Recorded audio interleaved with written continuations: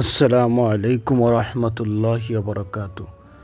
সুপ্রিয় আলোর সন্ধানের দর্শকবৃন্দ, আবারও অনেক গুরুত্বপূর্ণ একটি ভিডিও নিয়ে আপনাদের মাঝে হাজির হয়েছি। সন্তানের জন্য পিতামাতা কি দোয়া করবে? মহান আল্লাহ রব্বুল আলামিন মহাগ্রন্থ আল কোরআনুল কারিমের মধ্যে সন্তানের জন্য কি দোয়া করতে বলেছেন।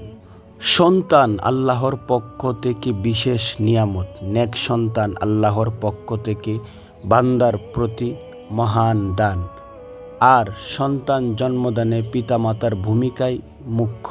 তাই সন্তান লালন পালন ও তাদের জন্য কল্যাণ কামনায় দোয়া করার দায়িত্ব পিতামাতার।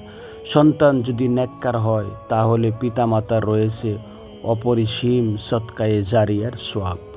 এক আয়াতে সন্তানকে পার্থিব জীবনের অলঙ্কারও বলা হয়েছে। ধন সম্পদ ও সন্তান সন্ততি পার্থিব জীবনের অলঙ্কার। সূরা কাহাফ আয়াত ৪৬। সন্তানের জন্য পিতা মাতার দোয়া আল্লাহ অবশ্যই কবুল করেন। রাসূলুল্লাহ সাল্লাল্লাহু আলাইহি ওয়াসাল্লাম বলেছেন, তিনটি দোয়া অবশ্যই কবুল হয়, এতে কোনো সন্দেহ নাই। ১. নির্যাতিতের দোয়া, ২. মুসাফিরের দোয়া এবং ৩. সন্তানের জন্য পিতামাতার দোয়া। সুবহানাল্লাহ। তিনটি দোয়া মহান আল্লাহ রব্বুল আলামিন ফিরিয়ে দেন না। নির্যাতিতের দোয়া, মুসাফিরের দোয়া এবং মা বাবা সন্তানের জন্য যে দোয়া করে সেই দোয়াও মহান আল্লাহ রব্বুল আলামিন ফিরিয়ে দেন না।